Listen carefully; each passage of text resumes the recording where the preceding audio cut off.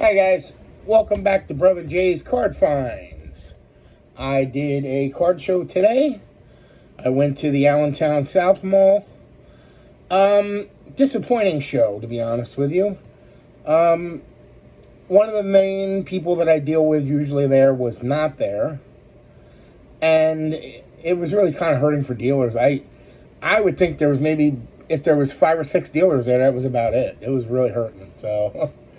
probably wasn't necessarily worth the drive, but I always try to make the most of it. The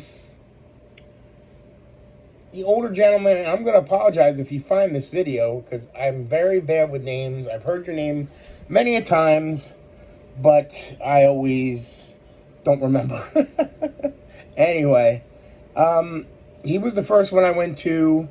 He was going to bring a card for me that I needed to complete a set. However, I haven't been there the last few times they had the show. I think there was at least 2 of them that I missed that they had there. And so it's been a while. This is the first time I've been to that show since I had my surgery. So he didn't have that card out anymore, which is understandable. I mean, if somebody says they're going to be there and they're not there, well, then you assume they're not going to be there.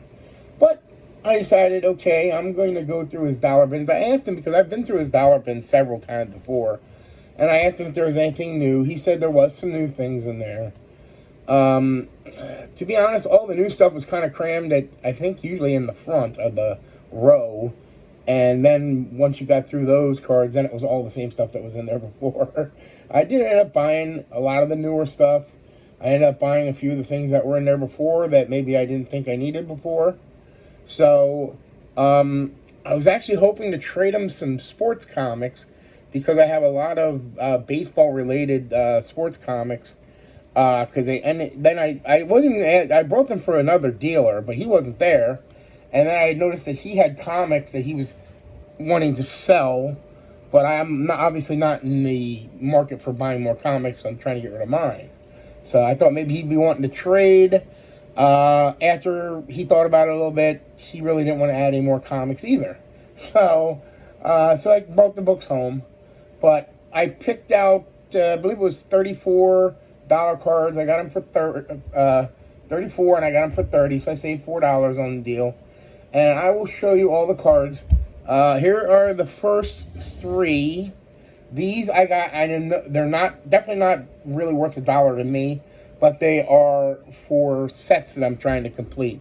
So, 1992 George Brett, 1990 Leaf Edgar Martinez, and 1991 Studio Don Mattingly.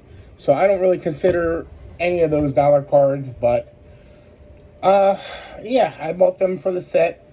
I figured he was, if nothing else, I was thinking of a trade or whatever, but like I said, he knocked off $4, so 3 of them can be those. Now we'll do the ones that I didn't put in the top loaders. None of them were in top loaders, but most of them I ended up putting in top loaders. But there's a few here that were dollar cards that I thought were a fair deal at $1, but I just didn't know if I wanted to put a top loader on them. This is a Roberto Alomar. It is a Gold Star rookie, a Gold Leaf Star from Leaf. And the reason I bought it mainly was because it was numbered to 195 out of just about 4,000, $39.99. So, I mean, it's limited to 4,000. That I thought that made it at least worth $1, so that's fine. Ichiro 206, Topps 206. And this is from 2002. They don't really have much in the way of stats. But, yeah, this was a second-year Ichiro. So I figured for $1, that wasn't bad. This one I probably could have left for $1, but it's a Giancarlo Stanton. As you can see, it's a gold card. As you can see, it's, if I get it to focus. Focus. 1283 out of 2020. Probably didn't really need that for $1. Excuse me. And I got this Donruss, which I believe was from, what does this say, 2023. And this is a numbered Robin Yount. And I'll turn it this way, it's easier to see. 1817 out of 2023. Looks like it's somewhat of a refractor. I do like Robin Yount, so see, this is a case where there wasn't much else to buy. I wasn't excited by a lot of the stuff, but dollar cards are tough for me because there's a lot of things that I don't feel are worth $1, and probably most people would say, "Oh yeah, it was worth $1," but I'm very cheap, I guess. So here's some other ones that didn't make top loaders, but I did pay $1 for them. This is a Shane Boz. I believe it's some kind of refractor. I don't know that it says that. It says chrome. And it's a sepia. So it might be some kind of refractor. It says rookie. This is an unusual one. I'm kind of going to see if I can get this to focus. Mike Hessman. I don't know how many of you guys even know who he is. He is basically, and I'm going to use the the term that's kind of amusing, is he's the real-life Crash Davis. Meaning he had the most homers in the minor leagues. He had very limited time in the majors. This card is numbered 325 out of 1,000. So with him being the real-life Crash Davis and the numbered, I thought it was worth $1 to me. So I'm assuming it's an actual rookie. I don't even know that yet. I'll have to look that up. This was supposed to be a redemption card. Normally I wouldn't pay $1 for an Akinori Iwamura rookie, but this was supposed to be some kind of redemption card. He had it originally priced at like $8, so I'm assuming it's a rookie because it has a rookie logo. And since I've seen redemption, I figured maybe it was worth $1. This one I really probably should not have bought because it's not even a rookie.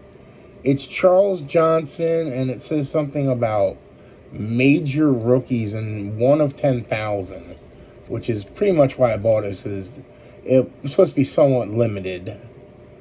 But I'd have to look to see. I mean, 10,000 sometimes is a lot, sometimes it's not. So, and this is Josh Willingham, who was not a major star by any means, but he did play pretty well for a number of years.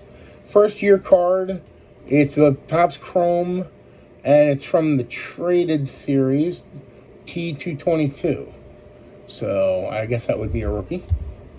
Alright, now we're going to go into the top loaded. These cards, I probably pretty much feel like these were easily worth $1. Some of them might not be to you, but to me, I thought they were. Colton Cowser.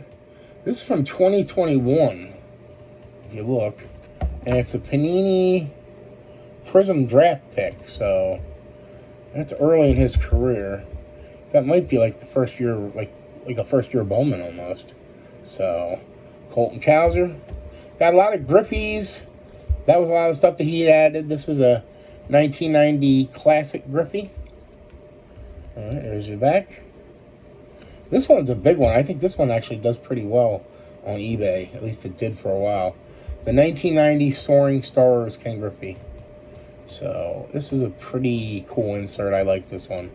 Definitely, I would buy that for $1 every time. We got this Foot Locker. Limited edition Ken Griffey. It's number 1 out of a... Let me see. Number 1 out of a 10-card set. I don't think they're all Griffey, but if there's one of those. This is a reprint, kind of his 1990 Leaf card. This is something about Leaf 50th anniversary. Curtain calls, Ken Griffey Jr. And it basically looks like his 90 Leaf but chrome. So there you go. Some about Donruss celebrations down there. Alright. Statistical standouts, Leaf. Ken Griffey Jr., Leaf 94. Insert card. Okay. This one, I might already have it, but it looks like a 1991 Topps Griffey, but obviously you can see in the upper left corner, O-Pee-Chee. So, even if it's a double, I'd like to have it. I mean, it's a good card. So, I don't think I've had this one. This is a O-Pee-Chee. I don't know if it's part of the Premier or just a regular O-Pee-Chee or what it is, but It's a 93 according to this. And it just says OPG, so I don't see anything about like the Premier. So I assume maybe it's just an OPG, but with a different design than 1993 tops. This is a Pinnacle, what's it say, 1996 300 series. Apparently his batting average was 3018, almost 302. So, and that's the number of the back of the card. So there you go, another grippy insert. This one's a weird one. This is definitely like a bootleg type card. 1991 American League Superstars, Ricky Henderson, Nolan Ryan, and Ken Griffey Jr. I have it with my Griffies. As you can see, there's some, if you look at the top, there's some slight tanning at the top.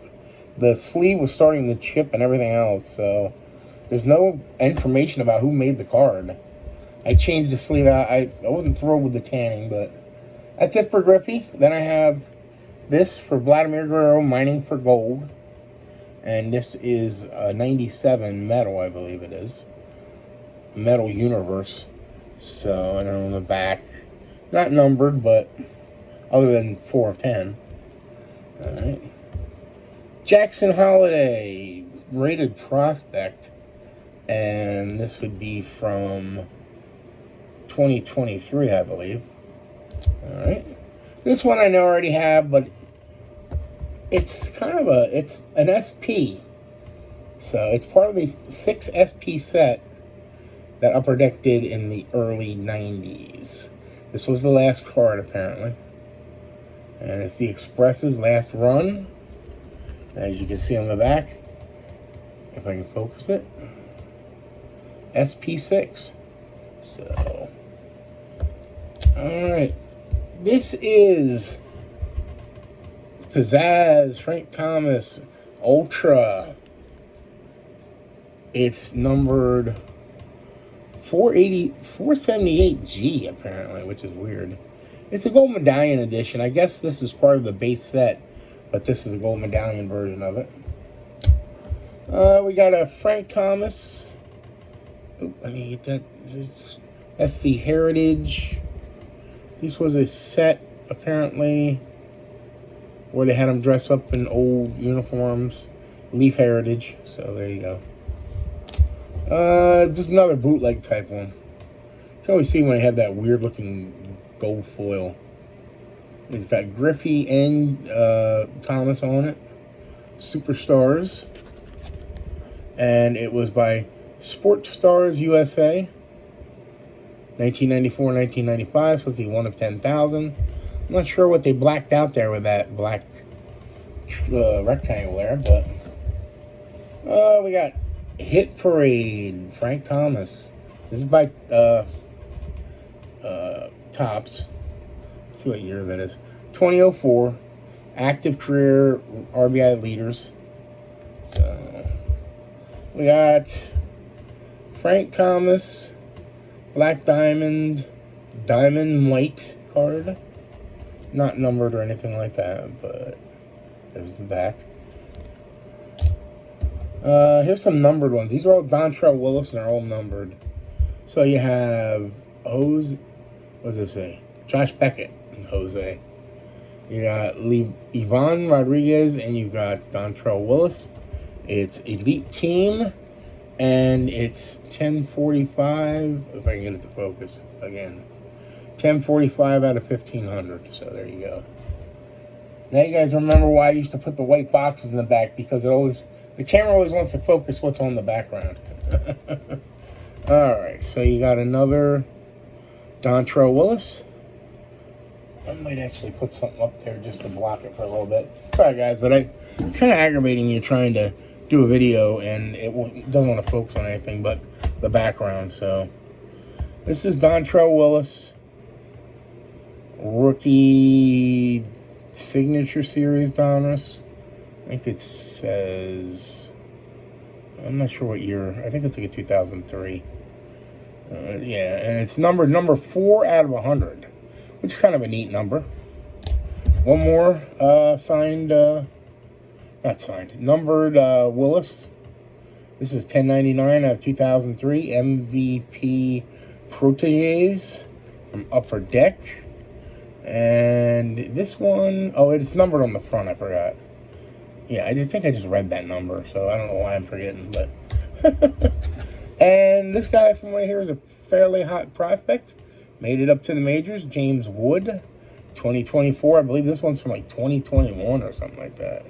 Yeah, Prism draft pick, so another one of those. So that's pretty much it from him. That was like, I didn't count them while I was doing them, but it should have been about 34 cards. One other dealer was there that had some cheaper stuff. He's a dealer that I run into a lot, and it's the weirdest thing. It seems like, I don't know, maybe one dealer bought the boxes from another dealer, or I'm not sure what it is, but I saw these cards at the Denver show, and they were heavily loaded with failed Minnesota Twins prospects. So I think whoever originally had the collection was from Minnesota. But they ended up at this show, and everything in these boxes was half off. So you got, I believe it was these two here. The Kevin McReynolds, $84 rookie, rated rookie. And this is a gold Jim Edmonds rookie. And those were priced at $2, but they were $1 because they were each half off. And then these, I think, were priced at $1.